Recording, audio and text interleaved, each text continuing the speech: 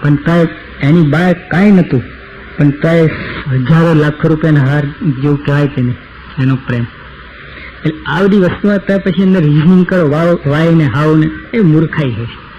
બધી અનુભવની વસ્તુ પછી તમે you are making a cell robots, nothing else. બધું મશીનાઇઝેશન, કોમ્પ્યુટર બધું. પછી તમે મનુષ્યનું રહ્યું ક્યાં અંદર? લાગણી છે, અત્યારે ગમે રોબોટો છે, બધી ક્રિયા કરતો છે, પણ તો એક કીડીને રોબોટમાં જમીન આસમાનનો ફેર છે. કીડી કેન ફીલ ઇટ, એને પેલું અંદર એ છે, જીવન છે. એને કંઈક તમે આમ કીડીને આમ આંગળી મૂકો તો પાછી વળશે, રોબોટ પાછો નહીં હરે તો સામે જ પડશે તમારે.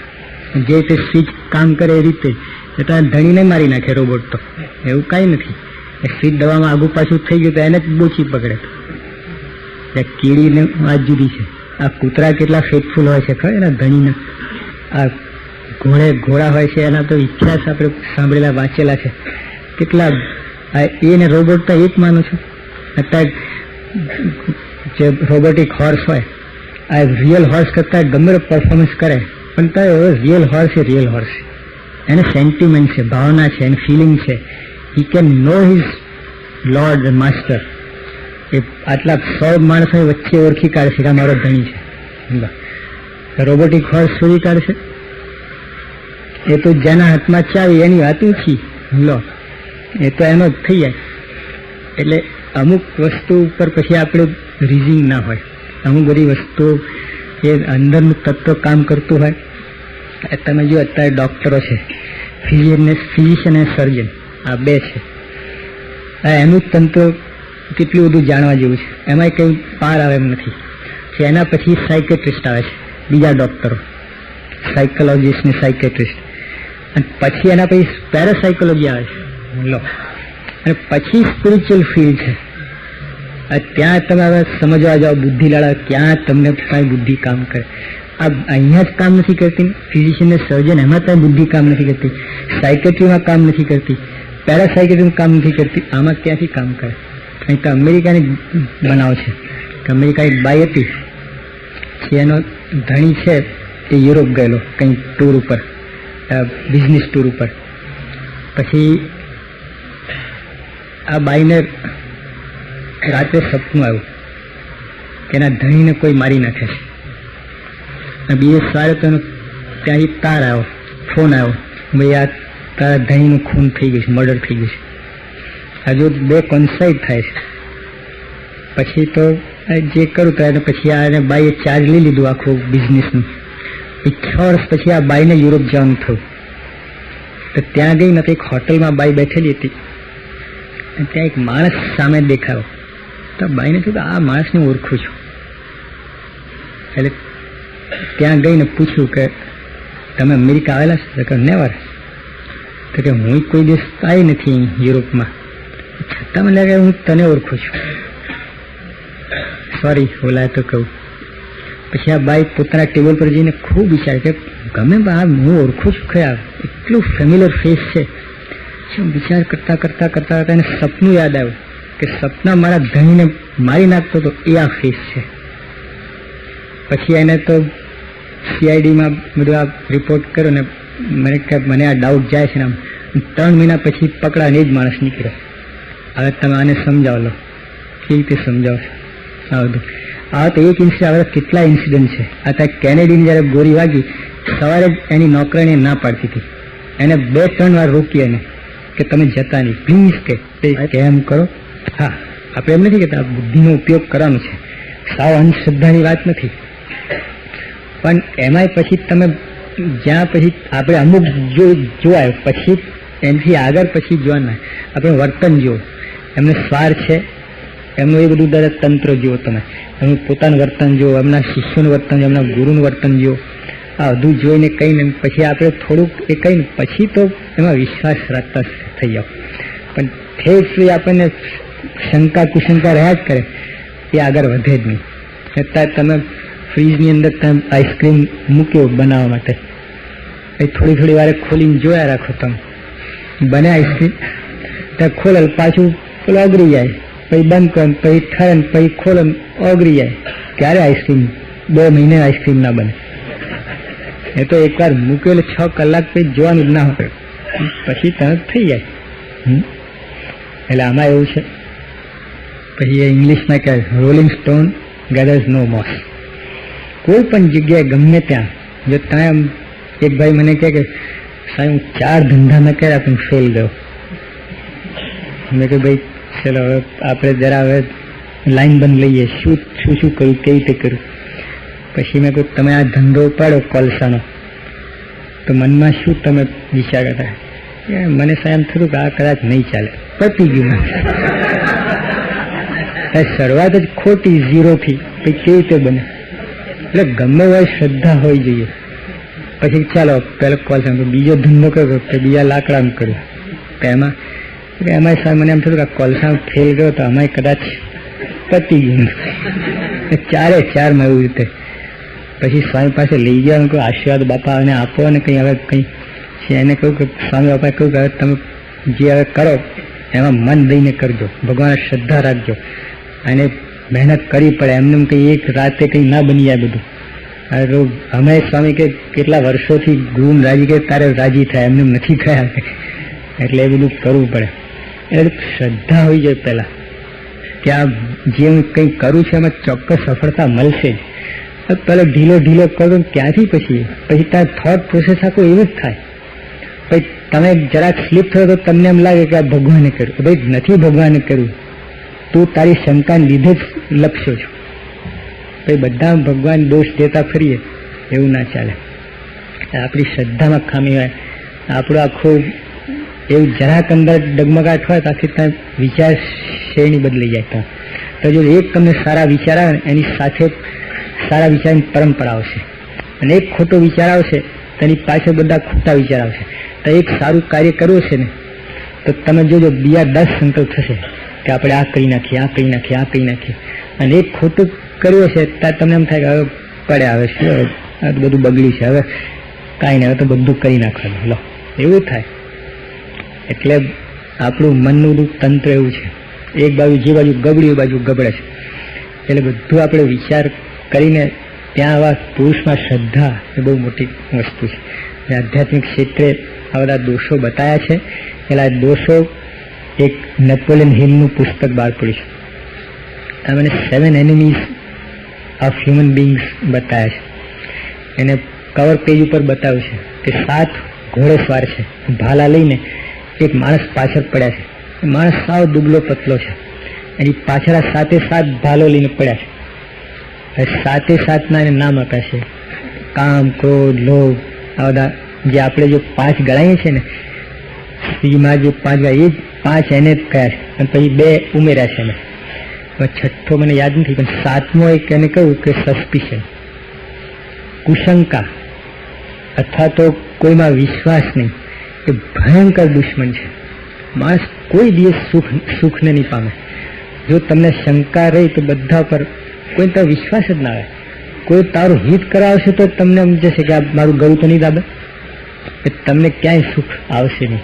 અને કેવું ડેડલીએસ્ટ એનિમી હોય તો સસ્પિશન છે. એટલે આવા બધા દોષ આપણને ખ્યાલ નથી. હવે બહારના શત્રુને સમજીએ છીએ બસ.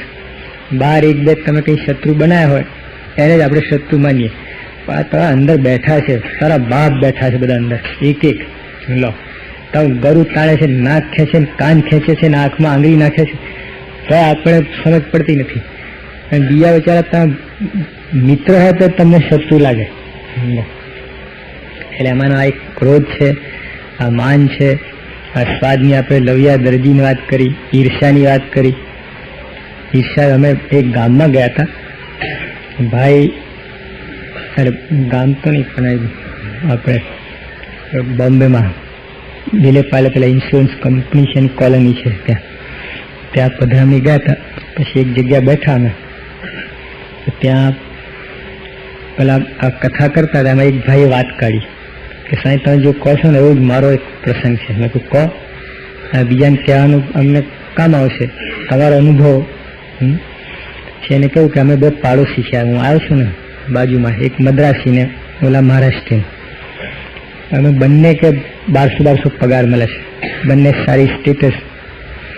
અને સાંજ પડે અમે નોકરીથી આવીએ, પછી જમી કહીને એકબીજાને ત્યાં ઉઠવા બેસવાનું કલાક બેસીને પછી ઘરે જઈને સૂઈ જઈએ.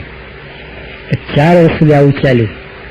પણ એક વાર કે આ ભાઈને ત્યાં ફ્રીજ આવ્યું અને મને ગડબડાટ થઈ ગઈ.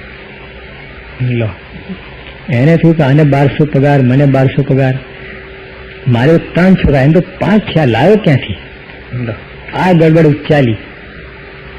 અત્યારે ખબર એર કન્ડિશનમાં એક બાજુ ઠંડો પણ પાછળની બાજુ જોજો, પાછળ ત્યાં ઊભા હોય ને તો બધી અંદરની ગરમી બહાર જતી હોય.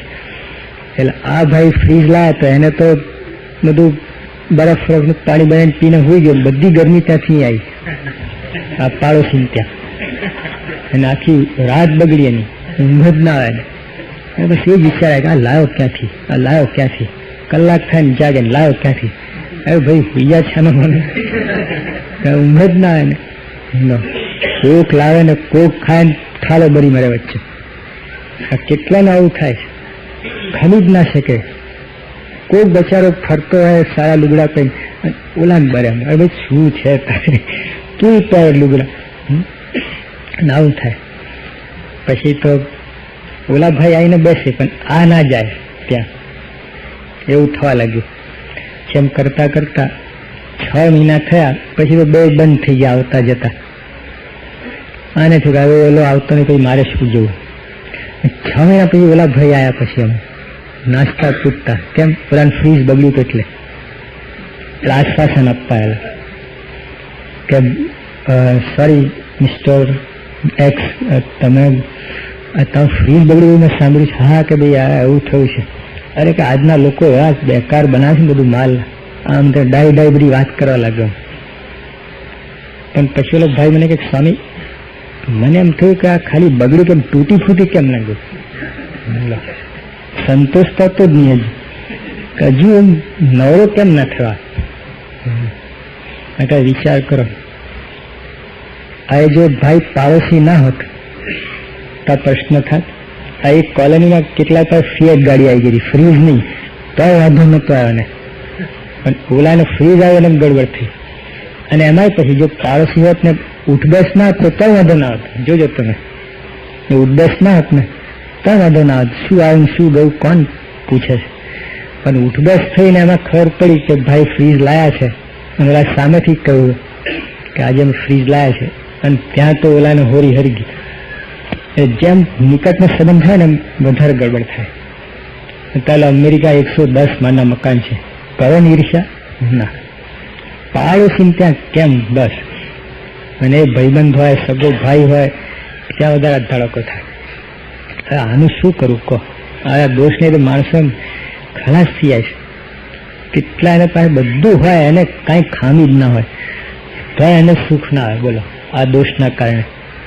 ત્યાં અમેરિકન બૂટ હોય 500 રૂપિયાના, અને એક કાંકરો ભરાઈ ગયો હોય તો ચાલતા ફાવે કે ભાઈ 500 રૂપિયાનું બૂટ? અરે તને ઓલું અંદર છે ને કાંકરી અંદર ગડબડ કરે, એ કાળો તો એક છૂટા પગે ફરી શકો. આંખમાં એક કણ પડી હોય તો આ એર કન્ડિશન રૂમ ને ડલનોપીનું ગાદું કાંઈ કામમાં ના આવે. ઓલું ઘસ્યા જ કરે. પછી કાંકરી નીકળી જાય તો નિરાતે ઊંઘાઈ જાય.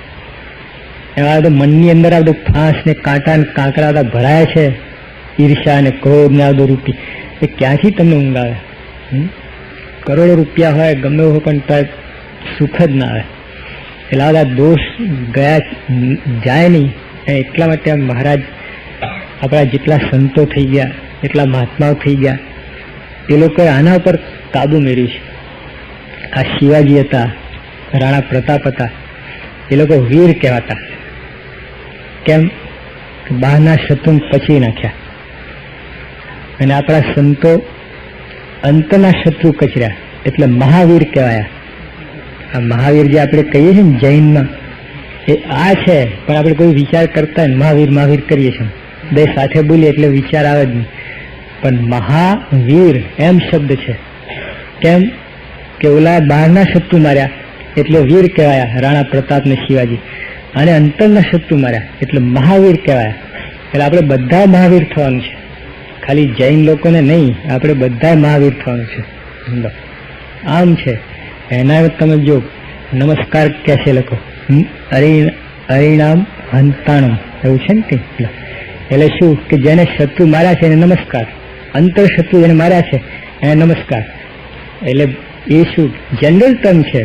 જેને, એવું નથી કે અમુક જણને, જેને દુનિયામાં જેને અંતર શત્રુ માર્યા છે એ બધા નમસ્કાર. આવા શબ્દો એટલે બધા આમ તો જોવાય તો કોમન જ છે, પણ આ વિચાર કરતા નથી એટલે એ ઝઘડા થાય કે આમ ને તેમ ને ફલાને. ભાઈ તમે આ કરો. એટલે અત્યારે તમે જો, અત્યારે આપણે કોઈ મુસલમાનની દુકાન લઈને બેઠો હોય, આ સસ્તું ને સારું આપતો હોય, તમે ત્યાં લેવા જાઓ કે નહીં? તે કોઈ બ્રેક મારે છે? ના ભાઈ, આ તો ના જવાય. ત્યાં તો આપણે બધું કરીએ છીએ. આમાં જ ખાલી પકડ કે આમ ના જવાય, ના કરાય, ના થાય. હલો, પહેલા ઘણા અમને કહે ને, સ્વામી પાસે આવે ને પછી એકવાર પ્રમુખ સ્વામી લંડન હતા, એક ભાઈ આવ્યા ને બધા વર્તમાન ધરાવતા હતા. એટલે એક જણને સ્વામી કંઠીને પૂછ્યું, ના હું તો વૈષ્ણવ છું. સ્વામી બહુ રાજી થયા. પ્રમુખ સાહેબ ખરેખર? હા સાહેબ કહો તમે અહીં કેટલા વર્ષથી છો? કે હું 16 વર્ષથી. 16 વર્ષથી? અને તમે પોતાને વૈષ્ણવ માનો છો? કે અમે તો બહુ રાજી છીએ. કે આવું બધા પોતાને માનતા એમ તો કેટલી મજા આવે. પછી સાહેબ ધીમેથી પૂછ્યું કે કંઈ પ્યાલી આલી ચડાવશો? સ્વામી આ દેશ ઠંડો રહે એટલે બધું લેવું પડે. પછી સ્વામી કહે કે કંઈક મીટ. સ્વામી આ બધું બધો સોશિયલ બધો વ્યવહાર રાખવું પડે, નહીં તો આ કેમ ચાલે વ્યવહાર, બધું બિઝનેસ.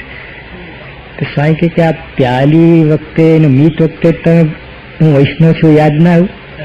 ભાઈ કંઠી જોઈને તમને યાદ આવ્યું કે વૈષ્ણવ છું?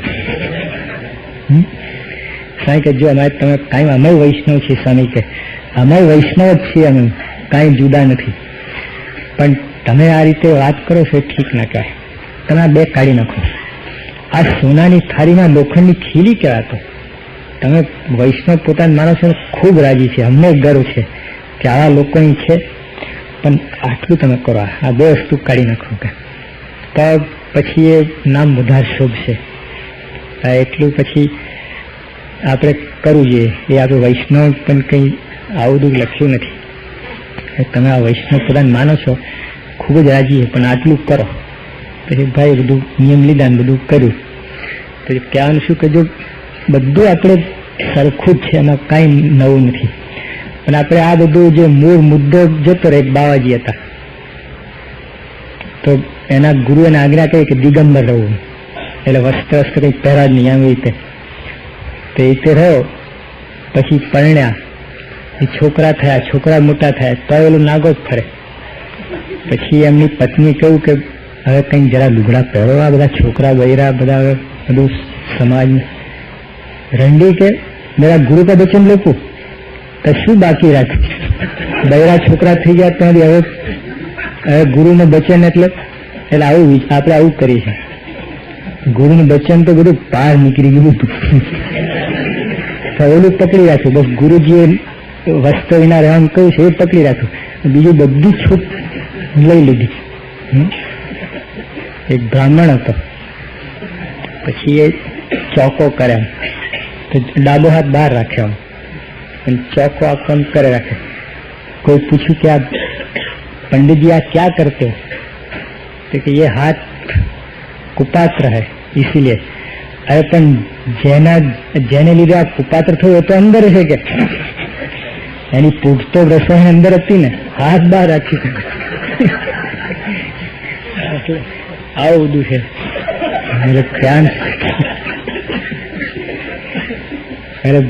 આ બધું સમજણ કર્યા વગર ખોટા ઝઘડા થાય છે. બાકી આ જો આપણે ગુરુ છે જે જેના એની નિષ્ઠા એ બરાબર, એની ના નથી કહેતા આપણે, પણ આપણે બધી એકદમ વોટર ટાઈપ જુદા થઈ ગયા એવું જ સમજવા વાત નથી. આ સ્કૂલ ને કોલેજમાં છોકરાઓ ભણે છે, તો પ્રાઇમરીના છોકરા હોય, સ્કૂલના છોકરા હોય, તો કોલેજના છોકરા એને કોઈ એવો વિચાર નથી આવતો તિરસ્કાર કરેલા કિન્ડર ગાર્ડનના છોકરાઓને. એટલે એ એક વખતે ત્યાં હતો.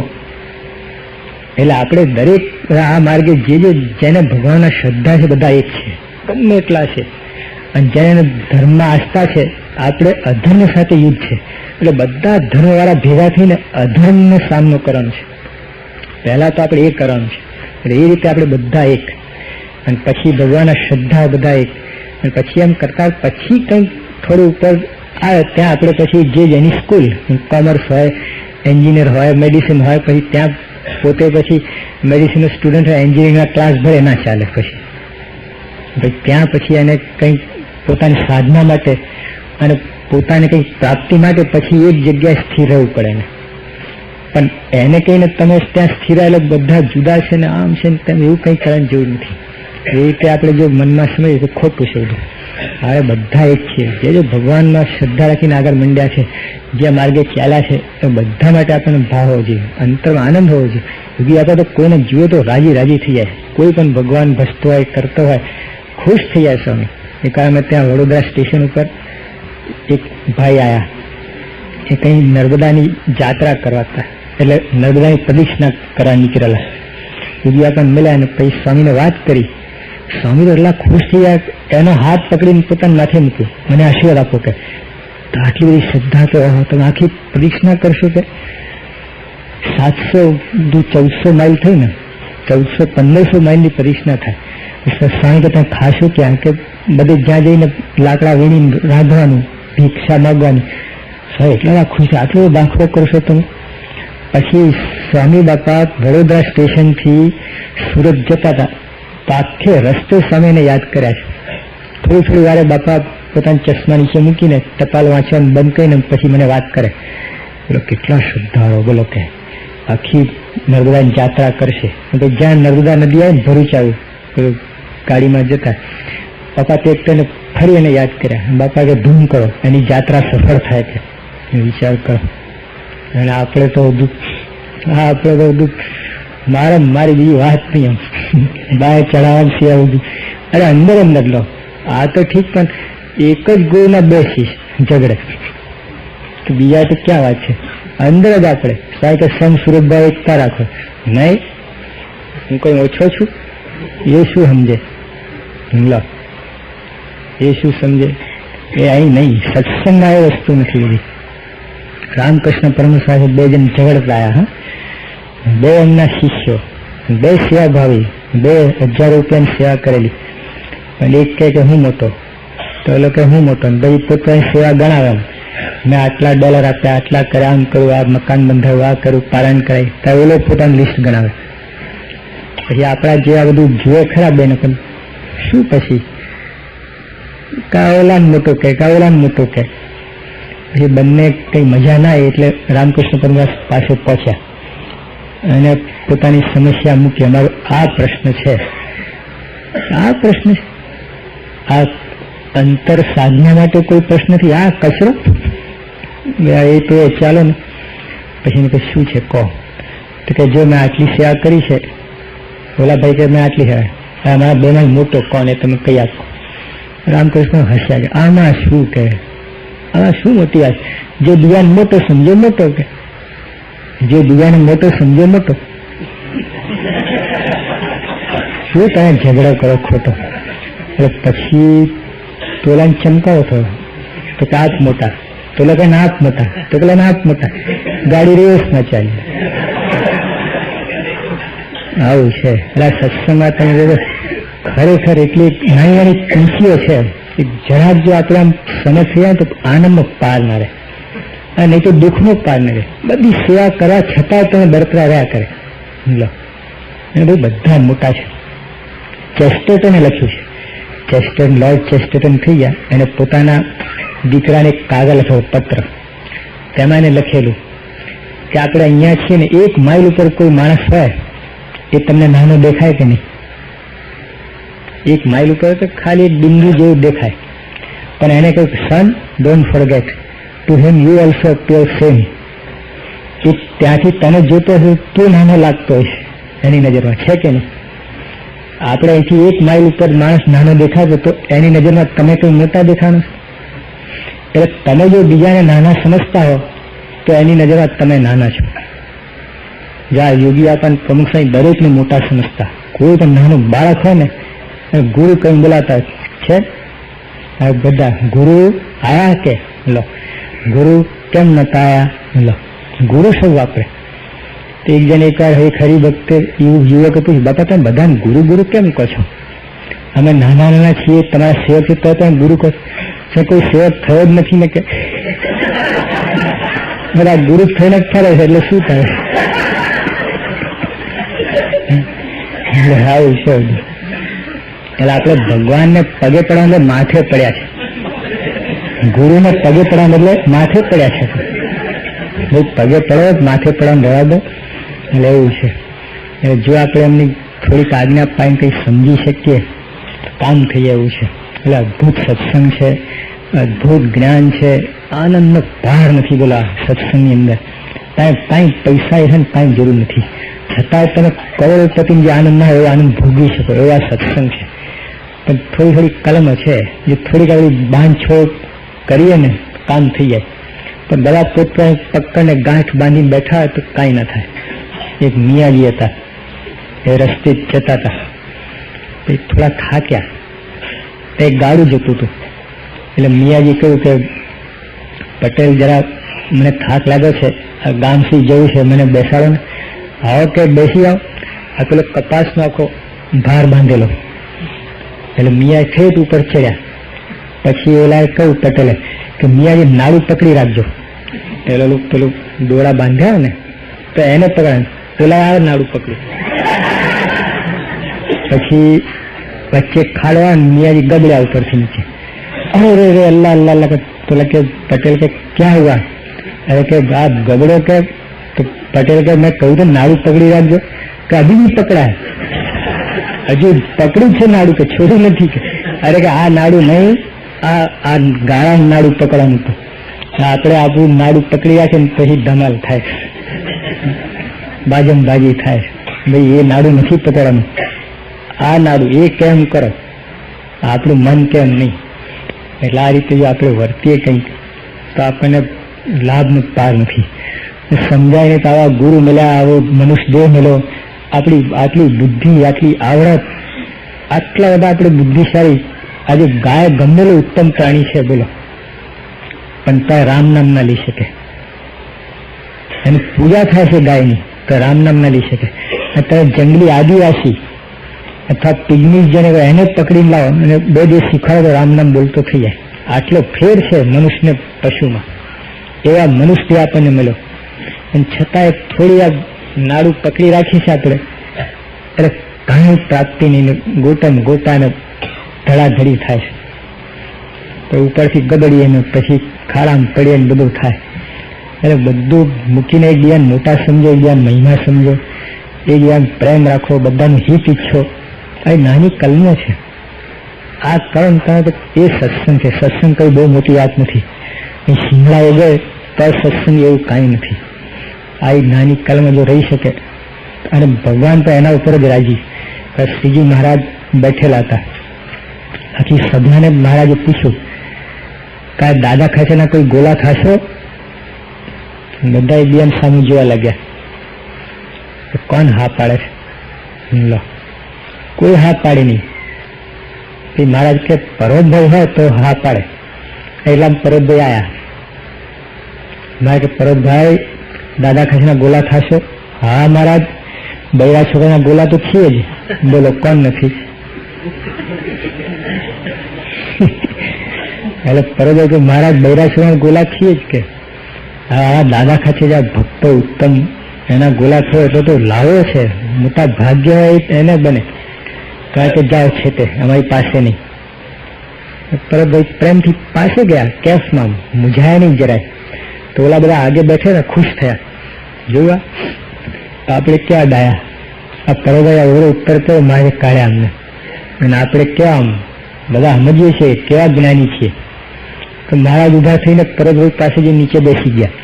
તો ઓલા બધા આયા ઉભા થઈને, કहीं કોઈ આવશો નહીં, પહેલા આસન પાસે બેસો, કે પહેલા ઢોલિયાના ચાકર ઢોલિયા પાસે બેસો. હું તો સત્સંગી ને પણ સત્સંગી છું.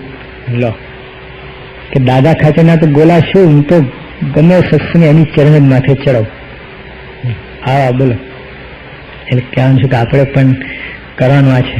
આ આપણે એકલાની વાત નથી. ચૈતન્ય મહાપ્રભુ એ જ્યારે એમના ગુરુ બધાને પીરસતા હતા અને આ ચૈતન્ય મહાપ્રભુ મોડા પડ્યા, બધા પતરાણ પડ્યા વહેંચી ગયા અને કંઈ હતું નહીં.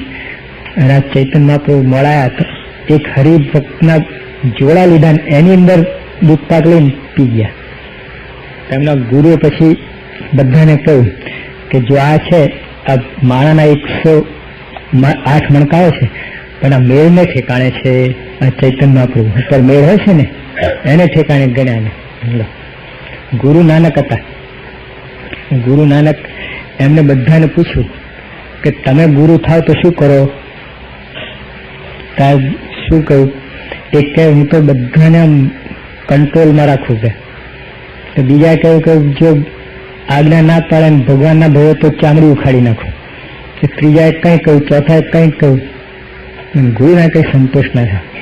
એક છેવટે એક આયા, એને કહ્યું કે હું તો બધાની ચરણ માથે ચડાવું. તરત ગુરુ આગળ ભેચ્યા અને ઉંચકીને પોતાની ગાડીઓ બેસાડી દે કે તું આજથી ગુરુ કે જા. વિચાર કરો. એટલે આપણે શ્રીજી મહારાજ કહ્યું એવું નથી, બધા આખા આધ્યાત્મિક ઇતિહાસ બધે તમે જો આ વાત છે. અરે વ્યવહારમાં અંદર એવું છે. એબ્રાહમ લિંકન અહીં તારે જતો હતો રસ્તે, ચીકા એને પેલા એને પૂછ્યું એક પોલીસ વાળાને કે આ રસ્તો ક્યાં જાય છે? પેલો જરા પાવરફુલ આમ, તું કોણ મને પૂછનાર? મારો બોસ છું. એબ્રાહમ લિંકન ના ભાઈ બોસ તો નથી, પણ હવે પૂછું છું. પેલા વધારે પણ શું ગવર્નર શું તું? બોલે કે ભાઈ ગવર્નર રહેવા દે, મારે ખાલી જાણવું છે આ રસ્તો. શું પ્રેસિડેન્ટ છું? લોલાને પાવર ચડતો જ જાય. તો પછી એબ્રાહમ લિંકન ભાઈ મને લોકો કહે છે પ્રેસિડેન્ટ. બોલો ગભરાવ, એમના જ પ્રેસિડેન્ટ છું, લોકો કહે છે. અત્યારે છાપાનો બધો રિવાજ નહીં, એટલે અત્યારે તો બધા ઓળખે રીજન તે તો બધું આવું નહીં, એટલે કોઈ ખબર ના પડે. તે મોટર કાર ની આવું કાંઈ ચાલીને જતા પ્રેસિડેન્ટ બધા. એટલે એને પૂછ્યું હશે કે ઓલા પાવર ચડતો જ ગયો. પછી ગભરાવે જયારે એને કહ્યું કે આ તો પ્રેસિડેન્ટ છે, ખરેખર પ્રેસિડેન્ટ. બોસે ગવર્નર સાથે ફેવટ હતો એટલે જરા ધ્રુજવા લાગ્યો. ચાલો કે ધ્રુજીશ નહીં, તું ગભરાઈશ નહીં, તું નારા જેવો થયું તો તું નરમ થઈ જશે કે. એટલે રિવાજ છે કે જે મોટાઈને પાના છે એ બધા નરમ થયા છે, નમ્ર થયા છે. આ ઝાડ ઉપર ફળ આવે છે ત્યાં નમે છે, ઉપર ના જાય ડાળખા. જેટલા ફળ આવે, જેટલા માણસ ગુણવાન થાય એટલો નમ્ર થાય. એટલે આપણે આધ્યાત્મિક ક્ષેત્ર આ જ આધ્યાત્મિક આ સત્સંગ છે. સત્સંગ આવીને કરવાનું જ આ છે આપણે કે આપણે નમ્રતા વધે, વિવેક વધે, એકબીજાને મહિમા સમજીએ, એકબીજાને આદર કરીએ. એ સત્સંગ. પછી એવો માણસ જેવો હરિભક્ત છે એને આનંદ પહાડ નહીં રહે, એને કોઈ જગત નડશે જ નહીં, એને આનંદ રહેશે. બધાને દિવ્યતા દેખાશે રસ્તામાં, એ જગતમાં બધું એને બધું કલરફુલ લાગશે બધું. નહીં તો સત્સંગમાં આવતો હશે ને આવું ગુણી હોય તો ઉદાસીનતા. બધા એને એમ જ લાગે બધા દોડી છે, બધા દંભી છે, બધા બનાવટી છે, બધા દેહાઈમાની છે. પોતે દેહાઈમાની હોય બીજાને જુએ. એક હરિભક્ત એક ભગત હતા, આખી રાત એને ભજન કરેલી. અને પછી તો પાછા સવારે જતા હતા, આખી રાતનું ઉજાગરો થયો એટલે આંખ લાલ હતી. સામેથી ચોર આવતો હોય, એને આખી રાતનું ઉજાગરો થયો પણ ફાયો નતો. આટા ફેરા ખોટા પડ્યા, એ પાછું એની આંખ લાલ. એટલે ભગત બિચારાને થયું કે ઓહો, આ કોઈ મારા જેવું ભજન કહીને આવે છે આખી રાત. અને ઓલા વિચાર કે હા આ આંટો ફેરો સફળ થયા લાગતા આ ચોરી કરવા નીકળ્યો છે. જેવી દ્રષ્ટિ એવી સૃષ્ટિ. બોલો ભગત હતો એટલે ચોરને ભગત જોયા, અને ચોર હતો તો ભગતને ચોર બનાવી દીધા. એટલે આપણે એવું છે. એટલે સત્સંગની અંદર ખરેખર બધા સારા છે, સંસ્કારી છે, કોઈ જેવા તેવા અહીં આવી શકે જ નહીં. કોઈનો આવો પ્રવેશ થતો નથી. આવા પુરુષકાર આવો સત્સંગમાં અંદર કોઈ આવતો છે એના ખરેખર મોટા ભાગ્ય છે, એના સંસ્કાર છે, એને પૂરની કમાણી છે, ત્યારે આ બધું થાય છે કે એમનેમાં જોગ થતો નથી. એટલે આપણે સત્સંગમાં આવીને પહેલાં પેલું તો આ બધી કન્ડિશન છે. જો તમને સુખ લેવું હોય તો આ બધી કન્ડિશન છે. કારની ઇન્સ્ટ્રક્શન હોય છે કે નહીં, આ રીતે કરો, આમ કરો, આમ કરો, તો કારને સુખ આવે તો તમે એનાથી વિરુદ્ધ જાઓ. મેં પૈસા નાખ્યા ને હું શા માટે આ બધું કરું? તો પછી ટલ્લા ખાવાનું.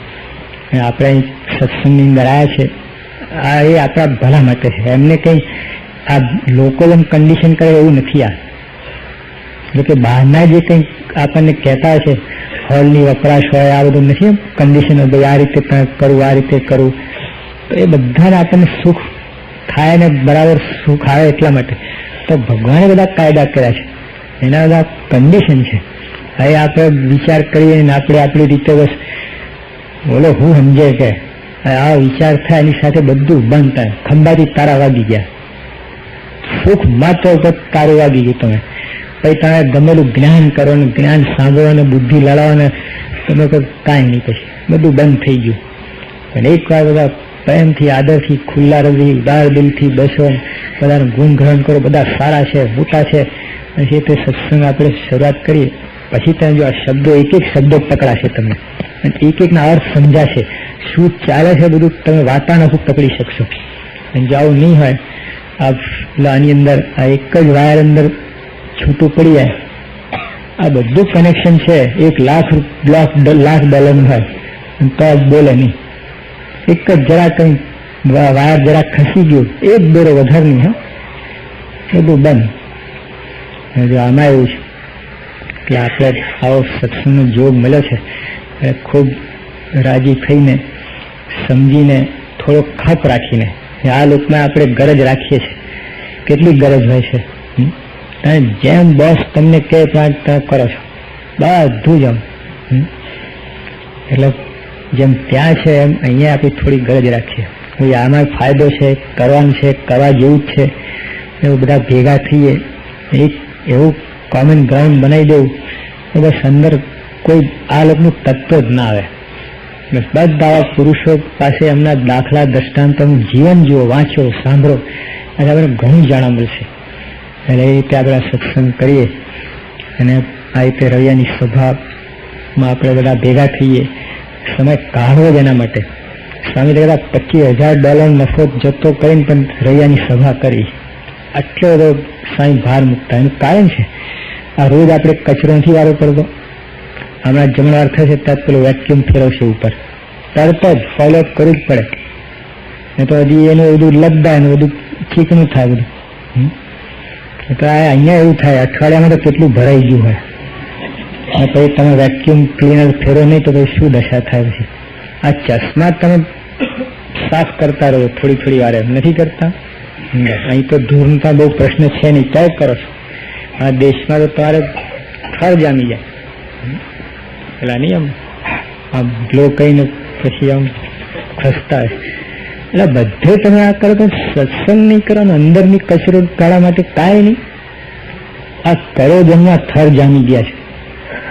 આ કલકત્તા છે કોઈ બડા બજારમાં તમે જાઓ ને તો આખો રસ્તો એક બાજુ આમ એક માર્ચ થર જામી ગયો કચરાનો. આખો રસ્તો આખો બ્લોક થઈ ગયો, અડધો રસ્તો બોલો કચરા છે. આટલું બધું એમ આપણે તો એનાથી વધુ છે. એને કાળાને બદલે ઉમેરવાનું. રૈયાની સભા સ્વામી બાપા એક દયા કહીને આપણને આપી છે. એટલે ભેગા થઈને પ્રેમથી એક કંઈક સુંદર કાર્ય કરીએ છીએ એ ભાવનાથી બધા મળીને, કોઈ મોટા નાના છે જ નહીં, આપણે બધા ગુરુના છીએ, મોટા એ છે. અને બધાને બધા બીજાને મોટા સમજીને સત્સંગ કરવાનો છે. એટલે આ ભાવ રાખીને એમાં સ્વામી ઉપરના આશીર્વાદ મળી જાય આપણને. ભગવાન તો એવા ઉપર જ રાજી. મારે પોતે કહે છે કે જો અંતર શુદ્ધિ હશે તો હું ત્યાં બિરાજી શકીશ. અંદર બધું ગડબડ હોય તો મારે આવું તો ઘણું છું, ક્યાં પગ મૂકું, જગ્યા હોવી જોઈએ કે નહીં. ત્યાં બધું અહીં બધું ખુરશી ટેબલ બધા ઊંધા છતાં બધા પડ્યા હોય, બધું આખું ભર્યું હોય ગાર્બેજ. પછી આપણે 10 જણને ઇન્વાઇટ કરીએ કે આવો મારે ઘરે, ક્યાં પણ અંદર જગ્યા તો રાખવી પડે કે નહીં. આપણે એવું જ કરી બેઠા. એટલે સત્સંગ એક જ ઉપાય છે, જ્યાં અંતર શુદ્ધિ થાય એટલે સુખ આવે.